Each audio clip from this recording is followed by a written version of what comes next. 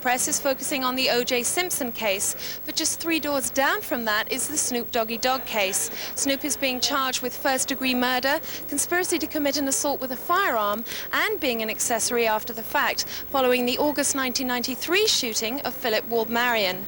Today's pretrial conference finally set a date for the trial, which is supposed to happen on January the 13th in 1995. Here's what happened in court. It'll be the 13th would be a Friday. 13th of January.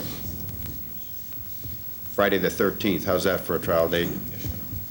One I prefer. Set at 0:10 on January 13th. Set the motions for December 9th and a status conference for December 9th. Yes. Is that agreeable? Yes, sir. All right, let me take the waivers. Mr. Lee, Mr. Abrams, and Mr. Brodus, each of you has the right to be tried within 30 days of today's date. Do you waive that right and agree to be tried within 10 days of January 13th, 1995? Is that agreeable with you, Mr. Brodus? Yes. Mr. Abrams? Yes. And Mr. Lee? Yes. So Friday the 13th in January 95 is when the trial is set to start.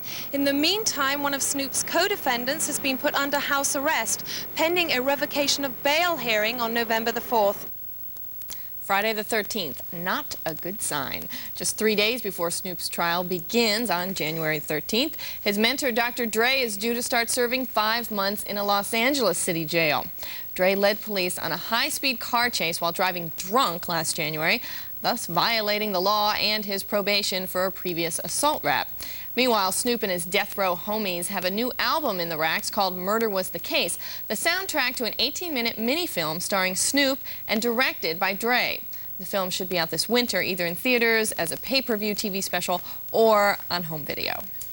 In other legal news, of the various courtroom wrangles lying ahead of rapper Tupac Shakur, the most serious appeared to concern a shootout that took place in Atlanta last year between Tupac and some friends and 2 off-duty Georgia policemen.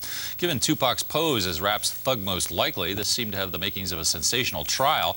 But then suddenly last week, the prosecutors in Atlanta quietly dropped the whole thing.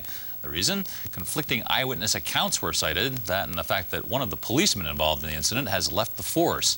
Next up for Tupac, a court date in New York City next month on a charge that he held a woman down in a hotel room while his friends sodomized her.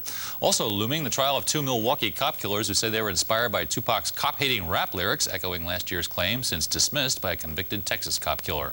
Announced that Public Enemy's Chuck D had said in an interview taped last Saturday that he was leaving the group. On Thursday, PE spokespeople issued a clarification of Chuck's remarks, saying that he would still be in Public Enemy but planned to devote more time in 1995 to community projects and to working with new rap acts.